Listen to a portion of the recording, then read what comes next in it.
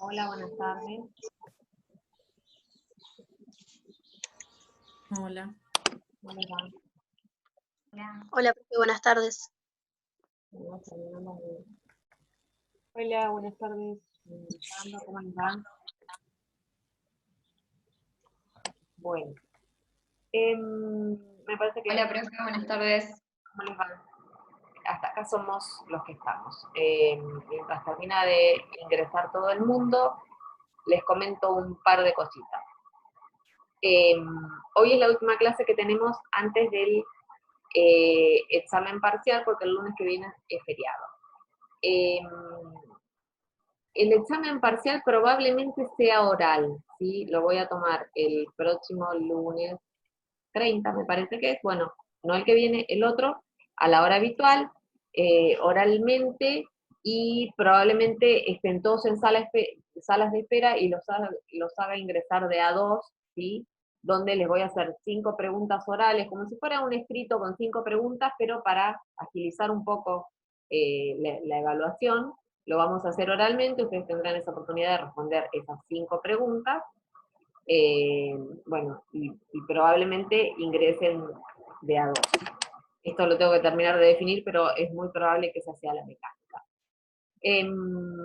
Los temas involucrados son desde la última, lo que no vimos, no evaluamos anteriormente de la unidad vinculada a federalismo fiscal, ¿sí? Que habíamos evaluado solamente el primer punto de la unidad, o sea, del punto 2 en adelante ingresa ahora. Derechos, declaraciones de derechos y garantías, esa unidad, sistemas políticos, y luego los poderes del Estado, ¿sí? Poder ejecutivo, poder legislativo, poder judicial y órganos de control, ¿sí? Conforme están desarrollados en las unidades, van a ver, o ya habrán visto ustedes, que cuando se habla de, o el programa hace referencia a poder judicial, está distribuido en más de una unidad, porque se habla de poder judicial, mecanismo de designación de los magistrados, y en ese punto se hace referencia al Consejo de la Magistratura, mecanismo de destitución de magistrados, y ahí se habla de juicio político y jurado de enjuiciamiento, y la unidad de control también está dividida en dos, porque se hace referencia a tipos de control, y luego a las competencias de los órganos de control en particular. Las unidades vinculadas a Poder Judicial y órganos de control, yo se las dejé subidas en cátedras virtuales. Alguien por ahí me comentó bueno, que la habían encontrado y que habían podido mirarla. Sobre el final de esta clase, cualquier duda que tengan en relación a eso, me preguntan y lo aclaramos. Ahora en lo que sigue de la clase, vamos a ir con lo que nos quedaba de poder ejecutivo, que nos había quedado pendiente algún puntito de la clase anterior, y luego vamos a ver poder legislativo. ¿Hasta acá estamos? ¿Sí? Profe, le hago una pregunta. Sí, claro. Respecto al Poder Judicial y algunas cuestiones del programa, ¿lo vamos a ver a nivel nacional y provincial o solo estudiamos lo que vimos de nivel provincial? Miren, nosotros damos por sentado de que ustedes lo del nivel nacional lo conocen porque ya lo vieron en derecho constitucional. Por eso el programa apunta al nivel provincial y nosotros hacemos hincapié en la provincia de Buenos Aires. Cada tanto citamos otra provincia para comparar, porque ustedes tienen que saber, ya saben en realidad, que tenemos una organización federal y que cada provincia tiene organizados de distintas maneras sus poderes, entonces nos centramos en la provincia de Buenos Aires y comparamos con alguna otra provincia. Ustedes lo que tienen que hacer es eso, si tienen que desarrollar, no sé, el poder legislativo, harán referencia a la provincia de Buenos Aires puntualmente, pero compararán algún aspecto con otra provincia. Cuando señalen, por ejemplo, en un rato lo vamos a ver, que el poder legislativo de la provincia de Buenos Aires es bicameral y lo describan, bueno, dirán, en cambio, en otras provincias hay poderes legislativos unicamerales, por ejemplo, la provincia de Córdoba, o la provincia de San Juan, o la Ciudad Autónoma de Buenos Aires, ¿sí? Tienen que saber que existen otros y eventualmente tomen alguna para poder comparar y hacer ese contrapunto. Pero nos centramos en el nivel provincial, en la organización de los poderes. Damos por sentado que ustedes lo nacional lo conocen, y eventualmente si en el transcurso del examen ustedes hacen alguna referencia al nivel nacional y y la situación da para compararlo, pueden hacerlo, ¿sí? Pero en este punto el programa refiere a la organización provincial, ¿sí? Gracias. Bien. Bueno, vamos entonces con algunos puntos que nos quedan de Poder Ejecutivo.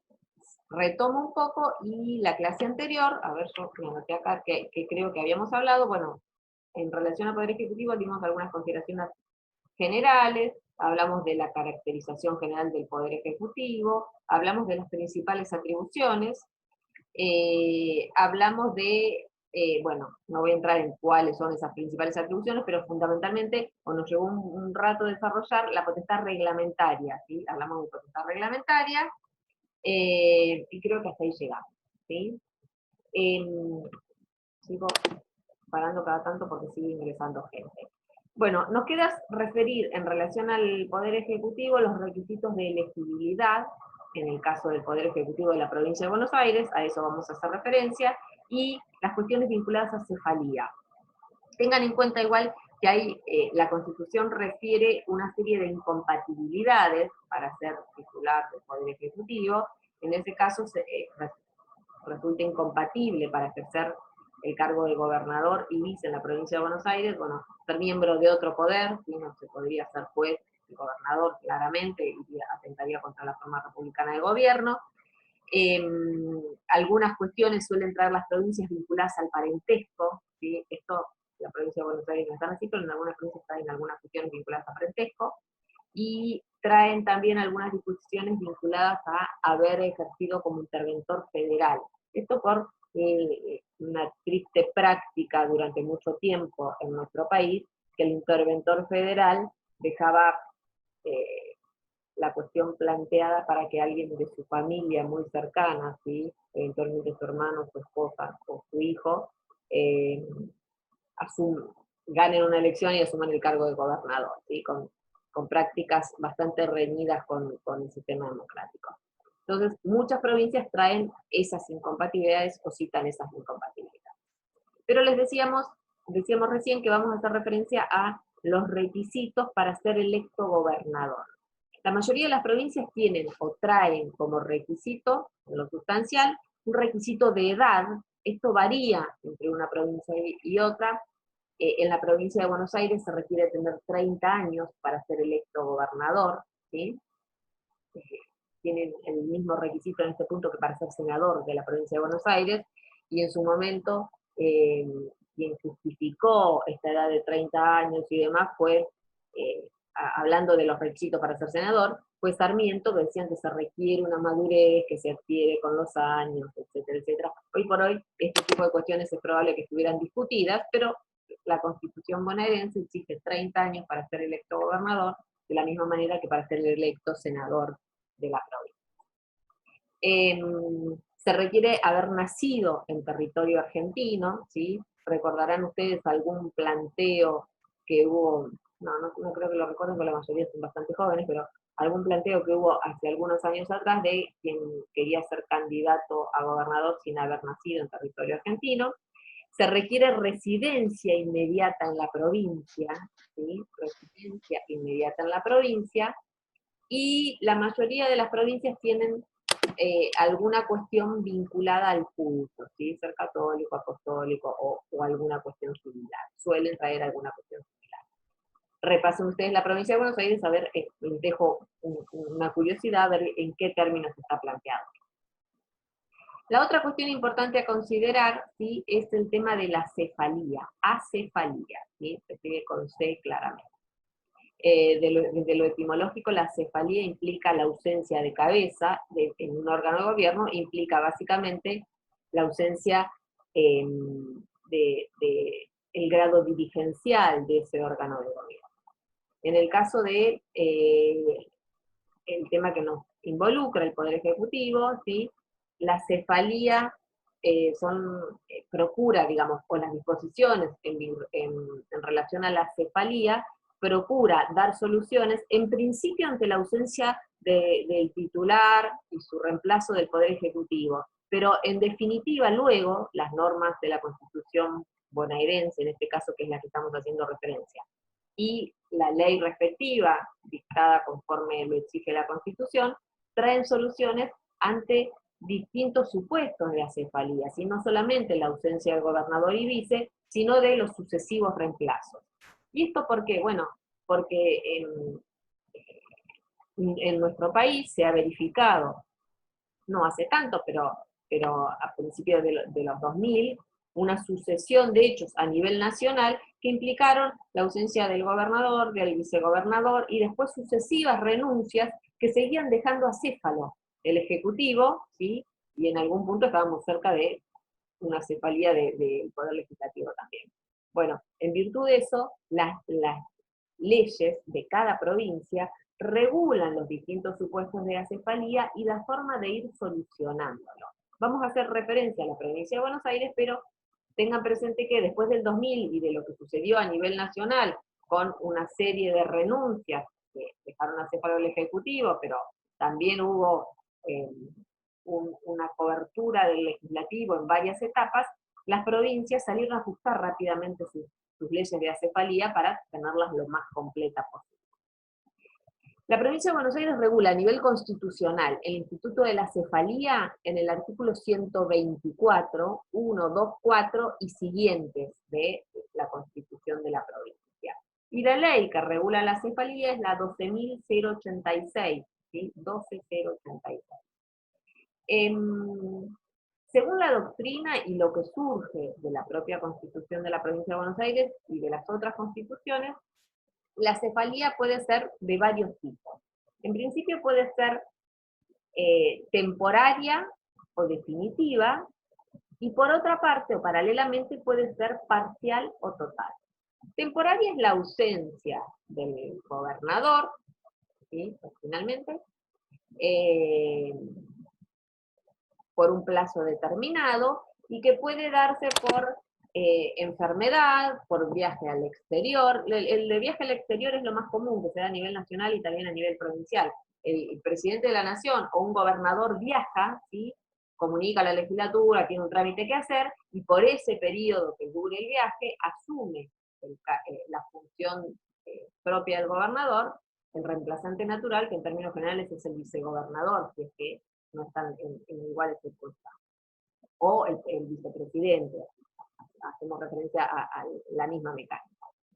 Bueno, por viajes, ¿sí? Por enfermedad, ¿sí? por inhabilidad temporaria. Estos son supuestos de acefalía temporaria, y si solamente fuera del gobernador, parcial. ¿Sí? Parcial es cuando solamente el gobernador está ausente, y temporaria por una de las causales que recién mencionamos y que tienen un tiempo limitado.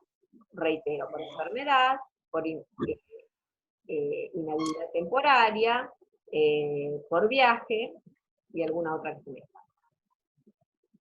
Por otra parte, dijimos recién, la acefalía puede ser total, ¿sí? Esa ausencia temporaria. ¿Cómo? Voy a silenciar por las dudas, ¿sí? Voy a silenciarlos a todos por si se escucha algún ruidito por ahí. Bueno, si estamos hablando de la acefalía temporaria, esa acefalía temporaria también puede ser total, ¿sí? Quienes se vayan de viaje o tengan una inhabilidad temporaria, o en esta época no sería tan raro, estuvieran enfermos, ¿sí? Si es alguien que se contagia de COVID, pueden ser tanto el gobernador como el vice, ¿sí? Gobernador y vice, el titular del Ejecutivo y su reemplazante natural. Pero además, la cefalía puede ser definitiva, ¿sí? Y estos son los casos que más han dado origen a la previsión detallada por parte de la ley. Dijimos que, retomando, la cefalía puede ser total o parcial, y a su vez, cualquiera de las dos formas puede ser temporaria o provisoria o definitiva. Los casos de definitiva son inhabilidad permanente, ¿sí? Renuncia o muerte del gobernador, si fuera parcial, o del gobernador y vice, si fuera total. Piensen ustedes que en el ejemplo que decíamos del año 2000 a nivel nacional, hubo renuncia el presidente, primero del vice, después del presidente, después de quien lo había cubierto como presidente de la Cámara, vicepresidente primero de la Cámara de Senadores, después, y así hubo una serie de renuncias que requirieron tener una previsión legislativa expresa. En la provincia de Buenos Aires, esa previsión legislativa está en la ley 12086, que establece la línea de sucesión de la siguiente manera. Después vamos a ver para qué y hasta dónde dura esta cobertura y qué tiene que hacer quien reemplace. Pero bueno, la línea de sucesión que establece la ley 12086 es que ante la ausencia del gobernador, lo reemplaza el vicegobernador, ante la ausencia de este también, lo reemplaza el vicepresidente primero del Senado, ¿sí? El vicepresidente primero del Senado. ¿Por qué no el presidente? Pregunto yo. Porque tiene que estar en el Congreso. Estamos hablando de la legislatura provincial, no del Congreso de la Nación, legislatura provincial. Sí, la legislación. Bueno, la legislatura. ¿Por qué ante la ausencia del gobernador y el vice, en tercer lugar va el vicepresidente primero del Senado? ¿Por qué el vicepresidente y no el presidente del Senado? Porque el presidente del Senado es el vicepresidente de la Nación. No. Digamos, la idea no está mal, pero estamos hablando de la provincia. Si vos en un examen me decís el presidente del Senado, estamos hablando de la provincia de Buenos Aires en principio, es el vicepresidente de la Nación, es un error, porque el presidente del Senado es el vicegobernador de la provincia, ¿sí? La lógica es la misma, pero no olviden que estamos hablando de la provincia, en este caso de la provincia de Buenos Aires. Pero esa es la lógica. Gobernador, vicegobernador, vicepresidente primero del Senado, ante la ausencia también de esto, máxima autoridad de la Cámara de Diputados, no es el presidente de la Cámara de Diputados. Luego, si seguimos con las, vamos a suponer, renuncias para no ser tan trágicos, luego seguiría en el orden sucesorio el vicepresidente segundo del Senado, si la vicepresidencia en orden sucesivo del Senado. Luego los vicepresidentes también, segundo y en orden sucesivo de la Cámara de Diputados, y si hubiera una cefalía total, tanto del Poder Ejecutivo como del Poder Legislativo, ¿sí? Piensen ustedes que hubiera renunciado tanto el gobernador como el vicegobernador, y a su vez todas las autoridades de la legislatura provincial, quien asume, ¿sí?, es el presidente de la Corte. Hasta ahí llegan las disposiciones de la ley 12086, el presidente de la Corte. ¿Y qué debe? ¿Logró entrar Sabrina? Que alguien recién veo ahí que... Sí, yo, acá. Bueno, perdón porque recién lo veo, y alguien escribió acá y se me había escapado. Bueno, les decía, ¿y qué debe hacer quien asuma, ¿sí?, ante, suponemos, la ausencia del gobernador, asume el vicegobernador, o ante la ausencia de ambos, el vicepresidente primero del Senado?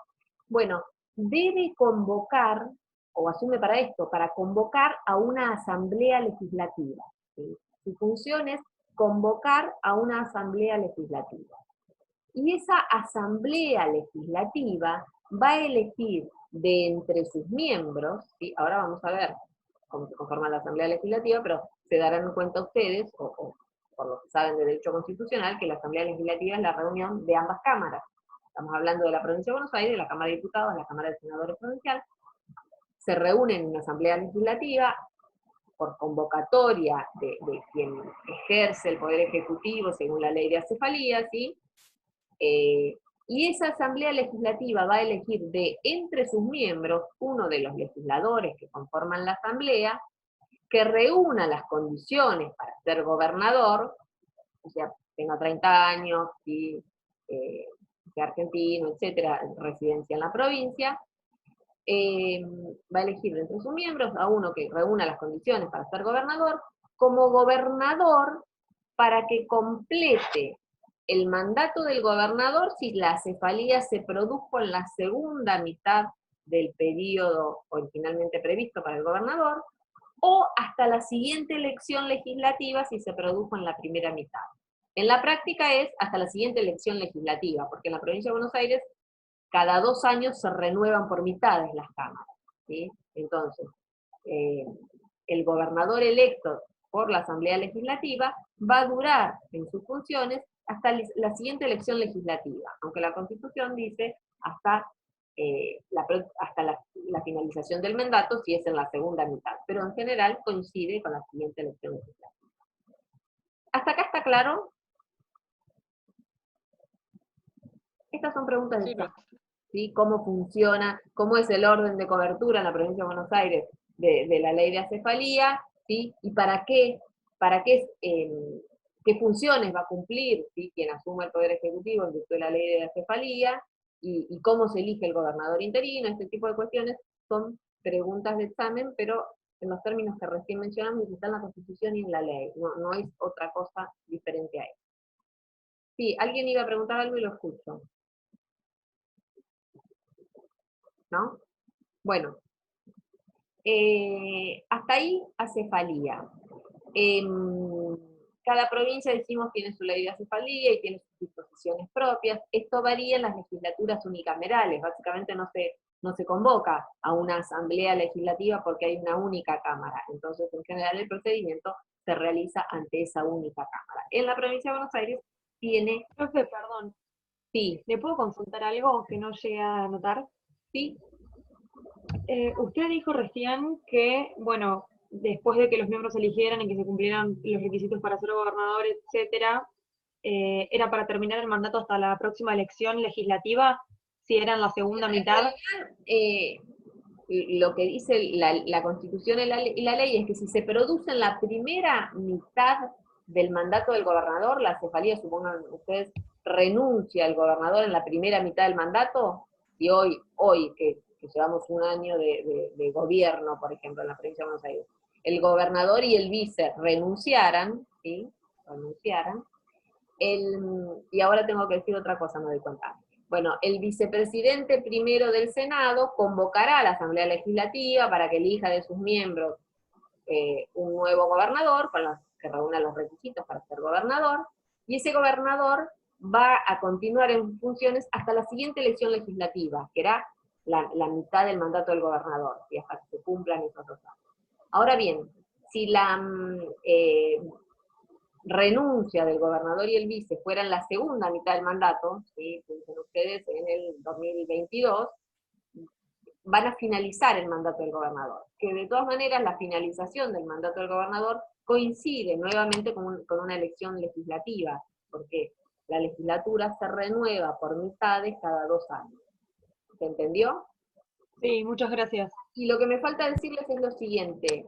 Si solamente hubiera una cefalía parcial, porque renuncia, supongan ustedes, el gobernador asume el vicegobernador, y el vicegobernador sí va a completar el mandato. Ahí no se convoca a la Asamblea Legislativa. El vicegobernador completa el mandato. Esto también ha pasado en la provincia de Buenos Aires. ¿Cómo dijo, profe? ¿Puede repetir? Sí, que si la cefalía fuera parcial, solamente del Poder Ejecutivo, renuncia, supongan ustedes, el gobernador o el vicegobernador. Si renuncia el vicegobernador, el gobernador continúa solo su mandato hasta la finalización del periodo. Esto sucedió no por renuncia, sino por incapacidad permanente en época de Scioli, ¿sí? El primer vicegobernador de Scioli, que ahora no me voy a recordar el nombre, pero lleva el nombre de un hospital de La Matanza, ahora lleva su nombre. Alberto Balestrini. Alberto Balestrini era vicegobernador de Scioli, y a poco de asumir gobernador y vicegobernador, tuvo un episodio de salud que lo incapacitó para continuar en el cargo. Lo incapacitó de manera permanente. Tuvo una ACV, el hombre, y fue incapacitado de manera permanente. Entonces, el gobernador terminó su mandato solamente sin vicegobernador. Y por otra parte, si fuera la inversa, ¿sí?, que quien renuncia o está incapacitado, lo que fuera el gobernador, asume el vicegobernador y termina el mandato. Esto se dio cuando, unos años más atrás, ¿sí?, la fórmula estaba integrada por Rucau y Solá, Rucauf y Felipe Solá, sí, gobernador y vice. Rucauf renunció y se fue como ministro, no me acuerdo de qué, al ámbito nacional, y entonces Felipe Solá, que era vicegobernador, asumió como gobernador y culminó el mandato. Ahí no interviene la Asamblea Legislativa, no hay que elegir a otro de entre sus miembros, porque el vice, la fórmula gobernador y vice, ¿sí? Bueno, funcionan como fórmula, el gobernador a todo evento podría continuar sin vicegobernador, y el vicegobernador asumiría las funciones de gobernador si este renuncia, se incapacita, o en ese sentido hay una cefalía parcial del Ejecutivo. ¿Se entendió? ¿Sí? Bueno, traje los ejemplos que no son inventados ni nada, son de los últimos años en la provincia de Buenos Aires, para que se utilice, para que se tenga presente cómo funciona. Vamos al poder legislativo, ¿sí? Vamos a decir algunas cuestiones generales. Cuando hablamos de poder legislativo, volvemos a hacer referencia a uno de los tres poderes de una organización republicana. Un importante poder en una república es el poder encargado de dictar las leyes, de sancionar las normas que nos rigen con carácter general, y es el cuerpo colegiado representativo de la voluntad popular. Esto dicho muy genéricamente. Recuerdan ustedes que esto responde en toda república a la idea de Montesquieu, de quien hace la ley no la juzgue, no, quien hace la ley no la ejecute, y quien la ejecute no la juzgue, de ahí los tres poderes. Acá estamos hablando del poder que hace la ley, el poder legislativo. En la Constitución Nacional, como carga, o como obligación hacia las provincias, se establece que las provincias deben dictar una constitución bajo la forma republicana de gobierno. En relación al poder legislativo, nada más dice, el mismo artículo 5 después hace referencia, previendo un poder judicial, pero no dice nada del poder ejecutivo, ¿sí? Y no dice nada del poder legislativo. En ese momento, ¿sí? En 1853, ya la Constitución estableció a nivel nacional un poder legislativo bicameral, con una Cámara de Diputados que representa al pueblo y una Cámara de Senadores que representa a las provincias, y esto fue después modificado en el año 94, cambiando la modificación de la Cámara de Senadores. Ya no eran 2 senadores por provincia, sino 3 senadores por provincia, garantizando la representación de las minorías. Las provincias, en ese momento, en 1853, mayoritariamente imitaron a la Constitución Nacional y sancionaron constituciones con poderes legislativos bicamerales. No todas, pero sí muchas de ellas con poderes legislativos bicamerales. En los sucesivos procedimientos de reforma de las constituciones provinciales, esto fue variando, y ahora son mayoría las provincias que tienen poderes legislativos unicamerales, que es una única cámara, y son menos las provincias que tienen poderes legislativos bicamerales. Y en ese punto la doctrina señala ventajas y desventajas de uno y otro sistema, sin haber acuerdo totalitario en relación a cuál es mejor. Pero en relación a las legislaturas unicamerales, se señala como desventaja que al ser una única cámara y no tener cámara revisora, los proyectos de ley suelen salir aprobados con menos debate y quizás menos reflexión, que en algunos casos sería necesaria. Y como ventajas se suele mencionar que los procesos legislativos son más rápidos, ¿sí? Tendrían mayor celeridad, y básicamente, y esto es lo que muchas veces se sostiene y suele pesar bastante, es la cuestión de que resulta más económico, insumen menos recursos del Estado el sostenimiento de una única cámara que 2 cámaras. Más allá de que seguramente el número de legisladores total es menor, además toda la estructura administrativa es la de una única cámara y no se duplica esta cuestión, entonces es más económico, insume menos recursos del Estado, y esto se señala como una ventaja. En relación a los sistemas bicamerales, lo que en un sistema es una ventaja, en el otro resulta una desventaja. Y al revés. Como ventaja del sistema bicameral, se suele mencionar que las normas tienen mayor debate, mayor reflexión, por las circunstancias de que una de las cámaras actúa como revisora del proyecto aprobado por la otra, y eventualmente puede hacer observaciones, lo manda de nuevo a la cámara de origen, que puede insistir o no con el proyecto original, etc. Entonces tiene mayor reflexión y mayor debate los proyectos legislativos. Y como desventaja que esos procesos legislativos suelen ser más lentos, suele demorar más el trámite de sanción de una norma, y que el sostenimiento de una estructura bicameral, las dos cámaras, suelen ser más costoso para el Estado. Suele incluir mayores recursos estatales, y eso claramente se nota como una desventaja. Hablemos ahora de la provincia de Buenos Aires, ¿sí? La provincia de Buenos Aires tiene un sistema bicameral. Cuenta con una Cámara de Diputados y una Cámara de Senadores. En el caso de la provincia de Buenos Aires, si lo comparamos con el orden nacional, no representan, por ejemplo, a parcialidades distintas, o no tiene una base de representación diferente como en el orden nacional, que uno es poblacional y el otro es por provincias, sino que tanto diputados como senadores tienen representación poblacional, es por cantidad de habitantes, ¿sí? Esto más allá de la división de la provincia en circunscripciones electorales, son 8 circunscripciones electorales, en todos los casos se elige por cantidad de habitantes, tanto los diputados como los senadores provinciales representan a un número X de ciudadanos. En la provincia de Buenos Aires... Una pregunta. Sí. Y en este sentido, ¿cuál es el sentido justamente de la diferenciación? Bueno, esto es una crítica. La provincia de Buenos Aires tiene este sistema desde 1860, cuando se reincorporó a la Constitución, lo hizo a imagen y semejanza del nivel nacional, pero no hizo una representación por partidos o por zonas, sino que hizo una representación poblacional. Y de todas maneras, básicamente siempre se sostuvo por lo que se apunta como ventajas del sistema, de mayor reflexión, mayor debate de las cuestiones y demás, y seguramente otras tantas cuestiones no dichas de la coyuntura política, ¿sí? Pero siempre se mantuvo, más allá de que no tenga esa doble representación que existe a nivel nacional. No es más que eso lo que puedo decirte sobre el particular. Se señalan las ventajas, aunque muchas veces se lo ataca por las desventajas. Y a esas desventajas, en el caso de la provincia de Buenos Aires, se suma esta que yo menciono, que no hay una base de representación diferente, pero seguimos con lo mismo. En la provincia de Buenos Aires, hablemos ahora de cada una de las cámaras. La Cámara de Diputados, ¿sí?, de la provincia de Buenos Aires está regulado en los artículos 80 y tantos, ¿sí?, y siguientes.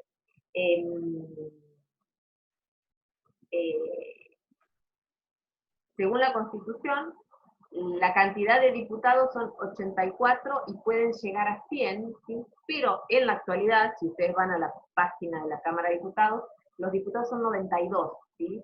Puede ser entre 84 a 100, la Constitución dice 84, pudiendo aumentarse de acuerdo a los distintos censos hasta el número 100, en la actualidad son 92 diputados provinciales. La Constitución establece las condiciones para ser diputado, ¿sí?, en la provincia de Buenos Aires, y en general son ciudadanía, ¿sí?, ciudadanía en ejercicio, y edad. Esas son las condiciones para ser legislador en la mayoría de las provincias, también en la provincia de Buenos Aires.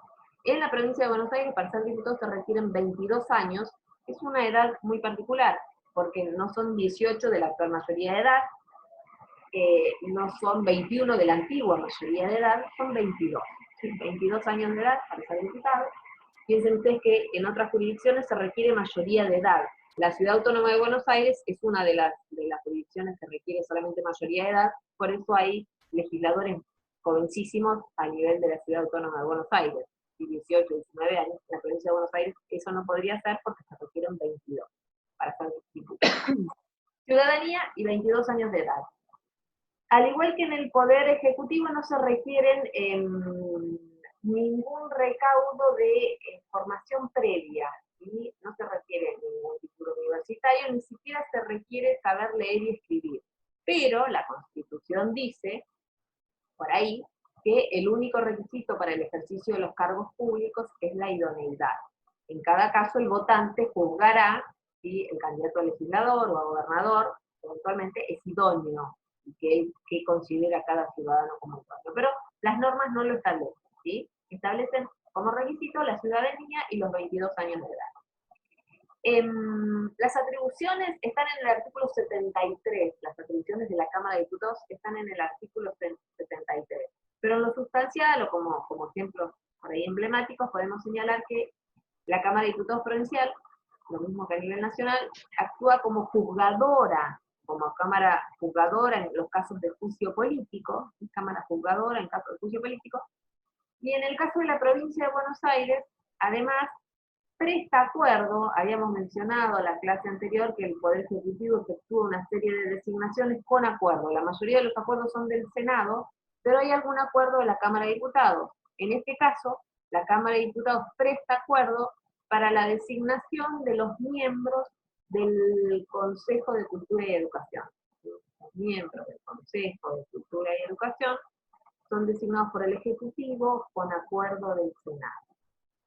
Esto por la particular constitución que tiene la Dirección General de Cultura y Educación de la Provincia de Buenos Aires, que es el similar al Ministerio de Educación Nacional. Acá se llama Dirección General de Cultura y Educación, que además del director tiene un consejo, y ese consejo es designado por el Poder Ejecutivo con acuerdo de la Cámara de Diputados.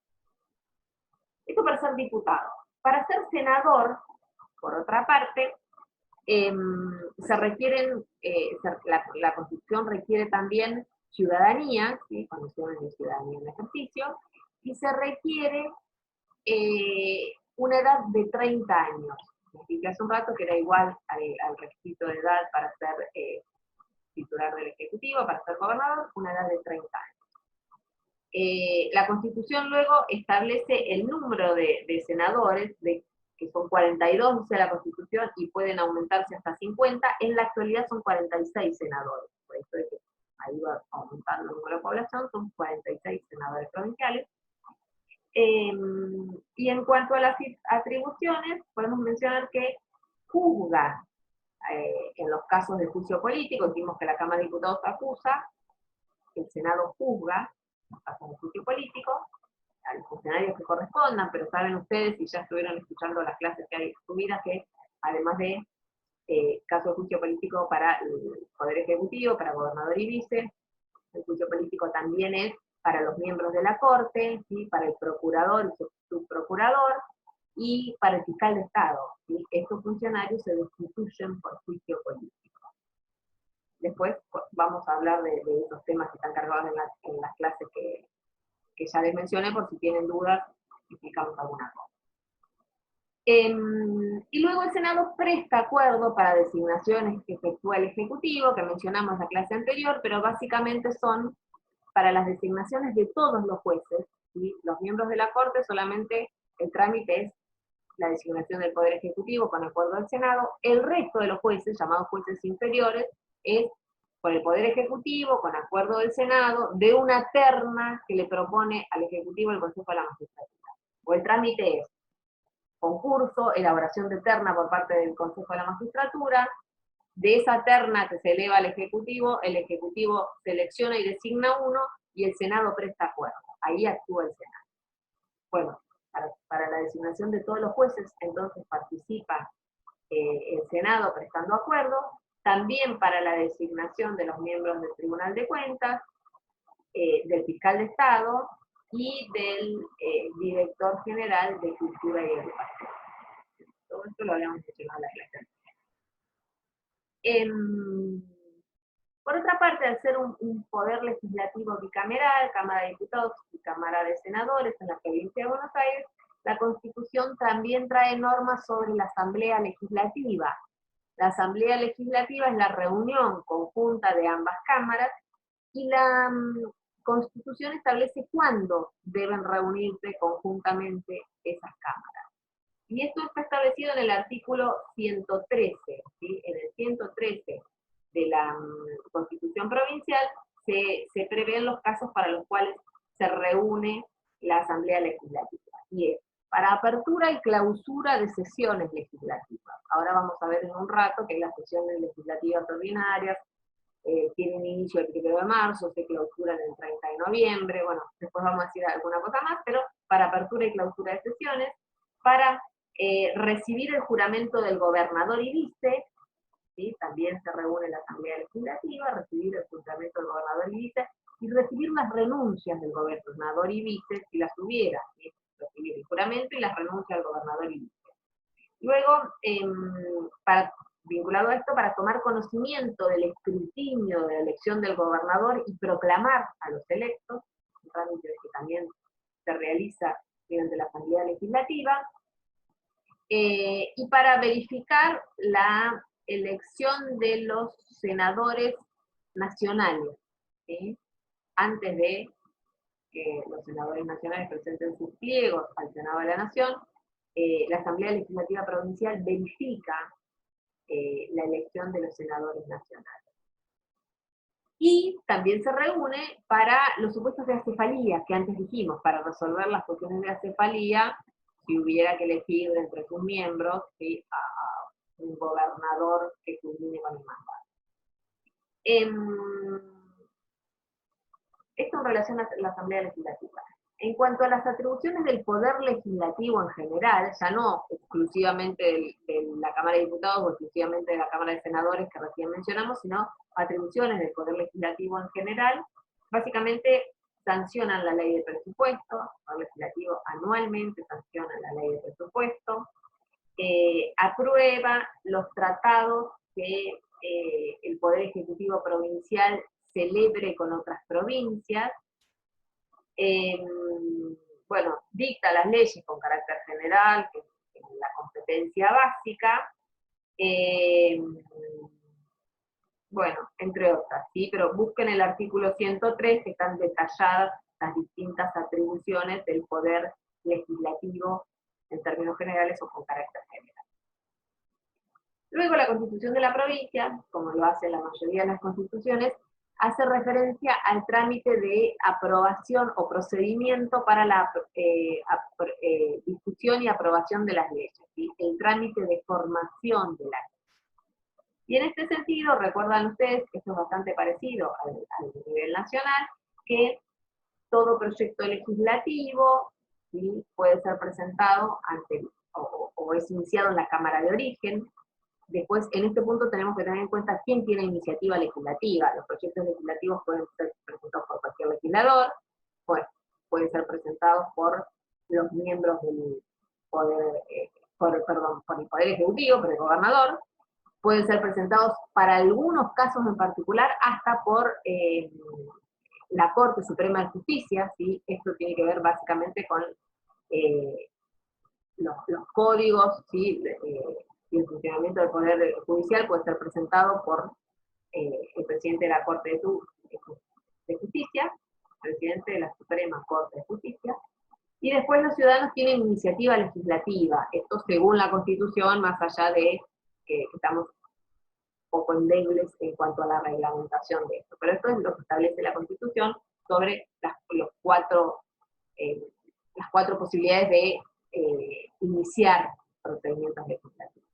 Luego, teniendo en cuenta eso, todo proyecto de ley se inicia ante la Cámara de Origen, que dará discusión a la ley, primero en comisiones y luego en el plenario, ¿sí? Las comisiones según lo establece el propio reglamento de la Cámara. Aprobado por el cuerpo, por la Cámara, ese proyecto de ley pasa a la Cámara Revisora, de Cámara de Origen pasa a Cámara Revisora, que podrá aprobar ese proyecto tal cual venía, en cuyo caso pasa al Poder Ejecutivo para su promulgación. Y el Poder Ejecutivo, si no veta u observa la ley, lo promulga y se convierte en ley. Este es el trámite más simple. Cámara de Origen, Cámara Revisora, Poder Ejecutivo, ley. Otra posibilidad es que en la Cámara de Origen se inicie el proyecto de ley, esto pase a la Cámara Revisora, la Cámara Revisora le efectúe modificaciones u observaciones, en cuyo caso vuelve a la Cámara de Origen, ¿sí? Si la Cámara de Origen acepta estas observaciones, se pasa al Ejecutivo directamente para su promulgación. Hasta acá vamos.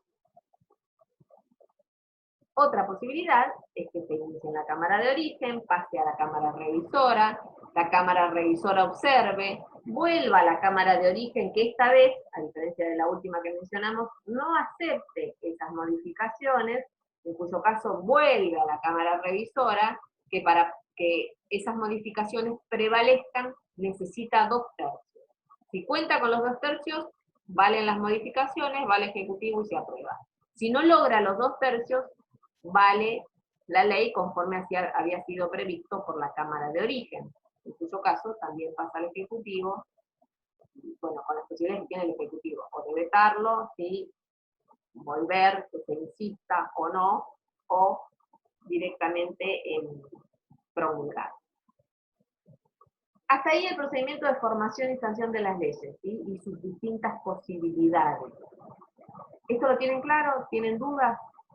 Lean la Constitución, igual esto que yo les estoy diciendo no hay ninguna novedad, está en el artículo 104 de la Constitución de la Provincia de Buenos Aires, ¿sí? Y los sistemas bicamerales tienen sistemas similares. A la hora de comparar, miren la Constitución, por ejemplo, de la Ciudad de Buenos Aires, que es unicameral, no tiene esta posibilidad de Cámara de Origen y Cámara Revisora, etc., pero algunos procedimientos legislativos tienen un trámite de doble lectura, ¿sí? Primero se aprueba en general y después se aprueba en particular. ¿Qué se busca con esto? Superar esta dificultad que se menciona como crítica de los sistemas unicamerales de tener poca reflexión o poco debate, poca discusión. Hay un sistema de doble lectura, hay una doble vuelta de la cuestión, primero en general y luego en particular, y debe ser aprobada en esos casos.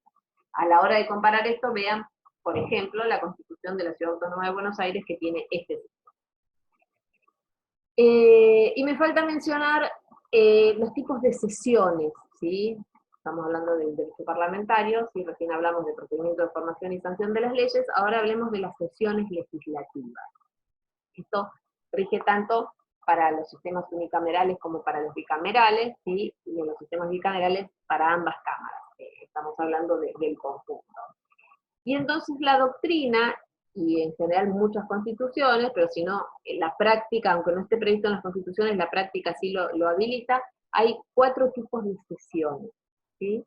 En primer lugar, las sesiones preparatorias, ¿sí? Las sesiones preparatorias son las que se dan antes del inicio del periodo de sesiones ordinarias, y en términos generales tienen bastante importancia cuando hay un cambio de autoridades legislativas, ¿sí? Porque es básicamente la conformación de las cámaras en cuanto a autoridades y demás.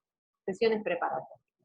Por otro lado, las sesiones ordinarias, ¿sí? En general, la mayor parte del año cuenta con sesiones ordinarias, ¿sí? En la provincia de Buenos Aires, el periodo de sesiones ordinarias coincide con el periodo nacional, es entre el 1 de marzo y el 30 de noviembre. Esto se estableció así en la última reforma constitucional. Antes el periodo de sesiones ordinarias era mucho más breve, ¿sí? Entonces había un montón de críticas por la ausencia del poder legislativo en gran parte del año, ¿sí? Había 2 o 3 meses menos, de acuerdo en las provincias, de sesiones ordinarias. Hoy por hoy, en la provincia de Buenos Aires, a nivel nacional y en la mayoría de las provincias, el periodo de sesiones ordinarias es entre el 1 de marzo, en la mayoría digo, y el 30 de noviembre. Durante ese periodo, quien tenga iniciativa legislativa podrá presentar sus proyectos, que serán tratados.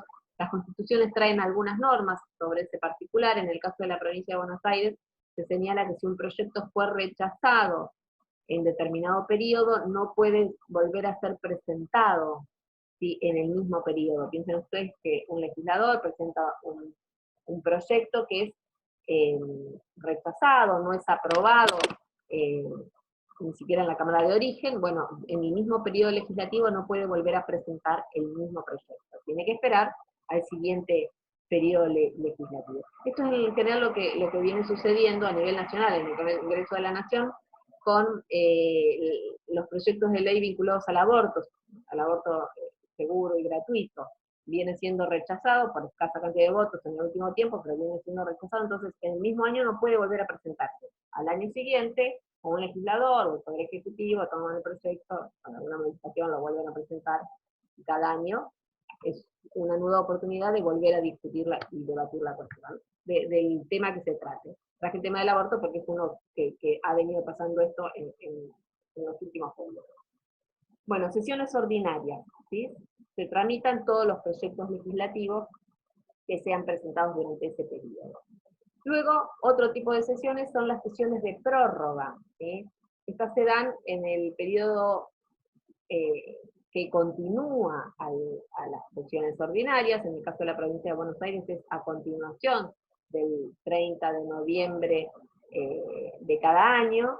Es el propio Poder Legislativo que dispone la prórroga y por cuántos días, suele ser por 30 días o hasta el 20 de diciembre, o hasta el 25 de diciembre, o hasta el 31 de diciembre, pero suelen prorrogar las sesiones por lo que queda del año o un periodo similar, y durante ese periodo solo pueden darse tratamiento, no a nuevos proyectos legislativos, sino solo puede darse tratamiento a las cuestiones que habían sido presentadas en el periodo de sesiones ordinarias, ¿sí? Ese periodo es para completar la tarea legislativa del año, aunque muchas veces luego sobre la marcha se terminan aprobando una cantidad de leyes en una única sesión, ¿sí? Estas tienen que haber sido presentadas en el periodo de sesiones ordinarias. Entonces, hasta acá mencionamos las sesiones preparatorias, las sesiones ordinarias, las sesiones de prórroga, y nos resta referir a las sesiones extraordinarias, ¿sí? Las sesiones extraordinarias son aquellas que o son convocadas por el Poder Ejecutivo o por un número determinado de legisladores, ¿sí? En el caso de la provincia de Buenos Aires, la provincia dice por un número de 12 senadores y 24 diputados, ¿sí? Establece un número determinado, para tratar temas de urgencia, ¿sí? Que ante la coyuntura y demás requieren una resolución urgente o un tratamiento urgente de determinadas cuestiones. Entonces, o el Poder Ejecutivo o un número de legisladores determinado que establece cada constitución, recién les dije que establece la provincia de Buenos Aires, convocan a sesiones extraordinarias para dar tratamiento a esa cuestión. En el caso de la provincia de Buenos Aires, ahora les digo en qué términos está mencionado. Esperen que tengo que buscar esto y el artículo de la Constitución Provincial, artículo 86, creo, 80 y tanto, 86. Las cámaras podrán ser convocadas por el Poder Ejecutivo a sesiones extraordinarias, siempre que un asunto de interés público y urgente lo exija, o convocarse por sí mismas cuando por la misma razón lo soliciten 12 senadores y 24 diputados. En estos casos solo se ocuparán del asunto o asuntos de la convocatoria, no pueden tratar otros temas, solamente estos asuntos. Por ejemplo, si los problemas con el COVID, supongan ustedes, si hubiesen dado en el mes de enero, ¿sí? El Poder Ejecutivo podría haber convocado sesiones. Bueno, esto tiene otras cuestiones aledañas porque da la casualidad que por los problemas de la presencialidad, quizás la decisión incluso fue otra, pero podría haberse convocado, pero solamente para tratar el tema de interés público y urgente que originó la convocatoria, ¿sí? Solo se ocuparán del asunto o asuntos de la convocatoria, empezando por declarar si ha llegado el caso de urgencia o interés público para hacer lugar al requerimiento. Bueno, esto en la provincia de Buenos Aires, la mayoría de las provincias tienen una disposición semejante, ¿sí? Y sin perjuicio de las disposiciones puntuales y del tipo de redacción que tengan, la doctrina reconoce estos 4 tipos de sesiones: preparatorias, ordinarias, de prórroga y extraordinarias. Bueno, me parece que hasta ahí Poder Legislativo. ¿Sí? Hay alguien que sale de la clase bien, que hasta ahí Poder Legislativo. Los escucho sobre cualquier duda que tengan sobre estos temas o cualquier otro de los que están involucrados en el próximo examen.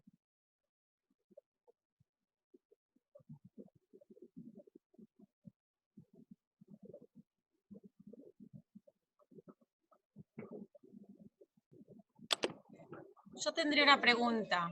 Sí. Pero es de los temas de los videos. No escucho mucho. Es de los temas de los videos.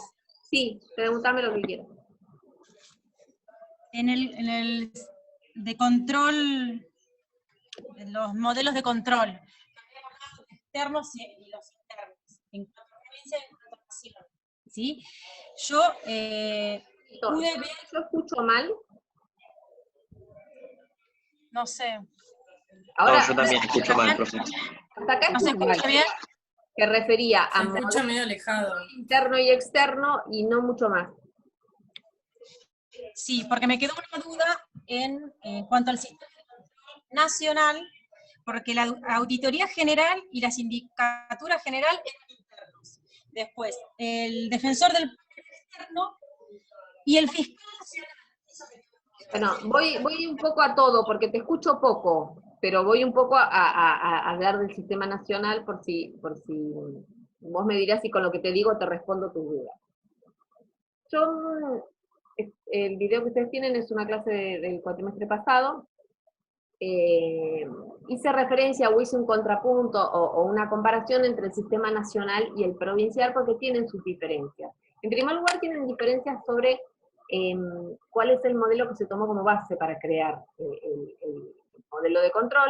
El sistema nacional tiene como fuente el modelo anglosajón, básicamente, y particularmente el anglosajón canadiense, y el sistema provincial tiene como fuente el sistema español, fundamentalmente, y español para India.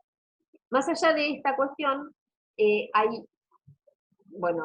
sistema nacional es relativamente nuevo, es de la década del 90. Antes de eso, a nivel nacional teníamos un Tribunal de Cuentas, que fue, básicamente, el Tribunal de Cuentas de la Nación existía en el Decreto Ley de Contabilidad de la Nación, en el Decreto de Contabilidad de la Nación, en un capítulo, y en determinado momento Menem se disgustó con el Tribunal de Cuentas y derogó el capítulo del Decreto de Contabilidad de la Nación y eliminó del mapa al Tribunal de Cuentas.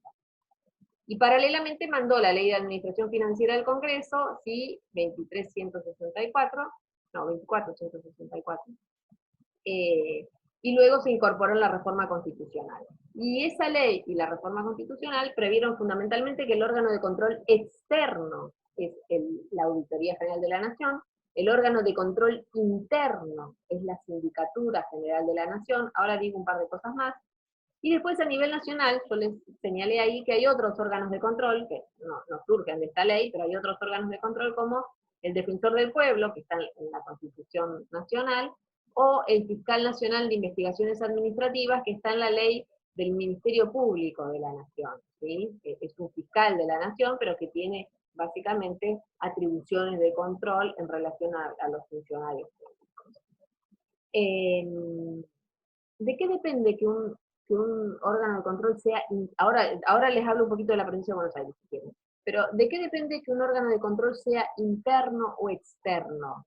Básicamente de la dependencia entre controlante y controlado, ¿sí? De los que yo mencioné recién del nivel nacional, el único que podemos considerar de control interno es la Sindicatura General de la Nación. Básicamente porque el síndico es designado por el Poder Ejecutivo, puede ser removido por el Poder Ejecutivo, y además en todo el territorio de la Nación, en cada jurisdicción, más que en todo el territorio, en cada jurisdicción controlada, funciona una unidad de sindicatura. Y esa unidad de sindicatura, el titular de la unidad de sindicatura, es designada por el Poder Ejecutivo de la Nación a propuesta de la entidad controlada. Piensen ustedes de la unidad de sindicatura que debe funcionar en el Ministerio de Seguridad, por decir una cualquiera. Bueno, el titular de la unidad de sindicatura del Ministerio de Seguridad lo designa el Poder Ejecutivo, el Presidente de la Nación, a propuesta del Ministro de Seguridad. Entonces, claramente, esa forma de designación hace que el control sea más laxo. Yo no voy a poner a que me controlen a mi enemigo acérrimo, sino que probablemente pondré a alguien que no me moleste demasiado si soy funcionario, por pensar en términos amables. Entonces, en realidad, la cuestión para ver si un órgano de control interno es interno o externo es la dependencia o no, o el grado de vinculación, para decirlo más genéricamente, entre controlante y controlado, y la forma de destitución y remoción. Vamos a la provincia de Buenos Aires. como órganos de control en la provincia de Buenos Aires, ustedes tienen unos cuadritos ahí en la bibliografía, tenemos el Tribunal de Cuentas, el Fiscal de Estado, ¿sí? Estos son órganos de control externo, el Defensor del Pueblo en general siempre es un órgano de control externo, que designa en el ámbito de la legislatura, tanto nacional como en la provincia de Buenos Aires, y la Contaduría General de la provincia, en el caso de la provincia de Buenos Aires. Tanto el Tribunal de Cuentas como el Fiscal de Estado, órganos de control externo, tienen distintas formas de designación y remoción, uno es colegiado y otro es unipersonal, tienen distintas atribuciones, ¿sí? En control, controlan cuestiones distintas, pero en los dos casos duran en su cargo mientras dure su buena conducta, ¿sí? Son designados por el Poder Ejecutivo, con acuerdo del Senado, y mientras no sean sometidos al procedimiento de destitución que las normas establecen, duran en su cargo mientras dure su buena conducta. En el caso de el fiscal de Estado debe ser destituido por juicio político, si pretendiese ser destituido, y en el caso de los miembros del Tribunal de Cuentas por un jurado de enjuiciamiento, que es la misma forma de destitución que los jueces de Cámara Provincial, porque tienen una jerarquía similar a lo de los miembros de Cámara de la provincia. No sé si respondí lo que me preguntaba. No me explayo mucho más porque el resto está en la clase, pero si hay dudas así, plantéanlas que las cerramos. ¿Qué otra duda o pregunta?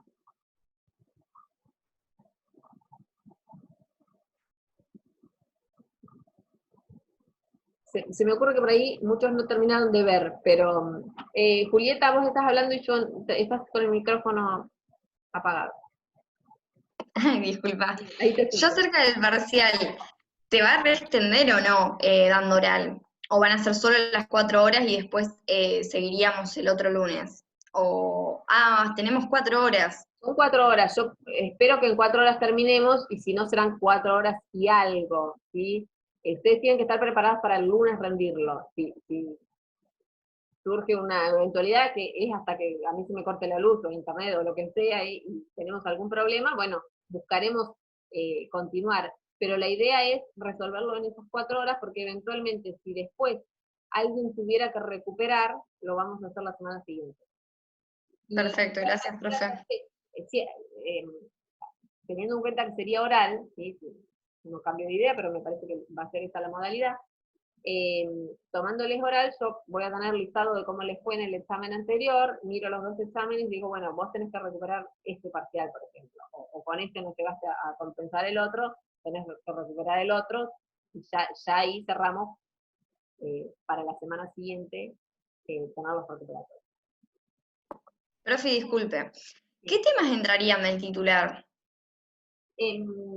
Miren, habitualmente el titular en otras circunstancias los evalúa por la participación en clase. Probablemente evalúe algo de la participación y él en su momento me dirá, tal alumno sí, mantener la nota que vos previste, o en mi clase participó mucho, se merece un poco más, no mucho más que eso, no es que me va a decir, ponerle un 10 y para mí tiene un 6, pero puede decir, bueno, participó mucho en mis clases, siempre participa o algo así, me parece que da para que le pongamos un 7. Y en relación a los temas del titular, piensen ustedes en Ciudad Autónoma de Buenos Aires. ¿Qué pretendo yo? Hay algún trabajo subido en el espacio titular, y quiero que lean la Constitución de la Ciudad Autónoma de Buenos Aires. Me importa que en este punto sepan cuáles son las autoridades de la Ciudad Autónoma de Buenos Aires, qué particularidades tiene la Constitución o el Estatuto, como le quieran llamar, ¿sí? En cuanto a autoridades. Después él está hablando del régimen municipal, pero yo evalué el régimen municipal en la primera parte del programa. Por ahí alguna pregunta vinculada a los municipios de la provincia de Buenos Aires puede venir, pero yo supongo que ustedes ya conocen esos temas porque los vimos y evaluamos en la primera parte, vinculada básicamente al ejercicio del poder constituyente y a la autonomía municipal. ¿Otras dudas? Perfecto, gracias, profe. Profe, Sí. respecto a los ministerios, al Ministerio Público, Sí. atribuciones de cada uno, sabemos algunas nada más, pues son un montón. Sí, no, pero esto te quiero decir, ojo cómo decís las cosas porque puede parecer que estás hablando de otra cosa. No son los ministerios. Los ministerios, si vos No, hablas- después me comenté Por eso aclaro, si vos hablas de los ministerios, yo pienso que son los ministros del Poder Ejecutivo, los ministros secretarios del Poder Ejecutivo. Aquí está en el programa cuando hace referencia a los ministros secretarios del Poder Ejecutivo. Si vos hablas del Ministerio Público, el Ministerio Público está regulado en la Provincia de Buenos Aires en el mismo capítulo que el Poder Judicial. Es como la contracara del Poder Judicial, aunque tiene autonomía funcionaria, autarquía financiera, dicen las normas. Y en cuanto a las atribuciones, algunas, pero tened presente que dependen del Procurador General de la provincia, si querés, más allá después señalar cómo se designan, cómo se remueven, tiene que tener los mismos requisitos para ser miembros de la Corte, por ejemplo. Dependen del Procurador General de la provincia, los fiscales de la provincia, en sus distintas instancias, ¿sí? Fiscal, digamos, de abajo hacia arriba, fiscal de primera instancia, fiscales de cámara, fiscales de casación, por ejemplo, los defensores oficiales, ¿sí? Y los asesores de incapaces. Y en ese punto algunas de las competencias sustanciales de cada uno. Vos tenés que pensar que los fiscales actúan en representación de los derechos de los ciudadanos de las provincias, y en los términos que lo dice la ley, poco más o menos similar en materia de defensores, y lo mismo en asesores. Pero yo no quiero el detalle de todas las cuestiones que pueden hacer, sino básicamente la función esencial. Después el detalle, si el día de mañana son fiscales, lo van a tener que aprender. Pero sí la función esencial, cómo está compuesto el Ministerio Público y las funciones esenciales de cada rama. ¿Otras preguntas? Yo miro para abajo porque miro la foto del que me preguntó. Disculpen ustedes, pero estoy mirando así y le señalo a quien está hablando.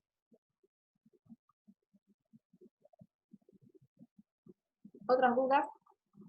Este es el momento, porque después me pueden mandar un mail o pueden mandar alguna pregunta por el chat en el que yo estoy. Me pueden eliminar del chat si quieren hablar entre ustedes, yo no tengo problema. Si a ustedes les sirve estoy, y si no me eliminan, no hay ningún problema. Pero si les sirve, me preguntan algo por ahí, pero por ahí no es inmediato, lo respondo cuando lo veo. Bueno, entonces, reitero, desde unidad 6, ¿sí? Punto 2, hasta finalizar todos los poderes del Estado, órganos de control inclusive, en el medio, sí, declaraciones, derechos y garantías, miren el programa, en el medio, sistemas políticos, ¿sí? Sistemas electorales, a eso me refiero. Practiquen y sepan, esto lo vimos en la clase pasada, cómo funciona el sistema DON, cómo funciona el sistema del cociente, qué es la ley del EMA, ¿sí? Ese tipo de cuestiones, más allá de lo que vimos en la clase anterior, y algún videíto que yo les subí por ahí, con una explicación muy simple, también tienen material subido en Cátedra Virtual. Bueno, si no tienen más dudas, porque están fantásticos, los veo el lunes que viene. El lunes que viene no, en 15 días. Tienen 15 días para estudiar, tienen un montón de tiempo, así que espero que me den una sorpresa y sean exámenes excelentes, pero piensen ustedes que cada uno va a tener que responder 5 preguntas, y en base a esas 5 preguntas se juega su nota. No me pueden decir, profesor, profe, no me pregunte esto, pregúnteme a otra unidad, porque esta pregunta ya es 0. ¿Sí? Si la pregunta valía 2 puntos, es 0. No son las elecciones, es como si fueran por escrito, y ustedes las tienen que responder verbalmente. Bueno, nos vemos en 15 días, y cualquier duda, pregunten, conéctense y tengan un poco de paciencia, pero les responden, ¿sí? Muchas gracias, profe, nos vemos. Gracias, profe. Nos vemos.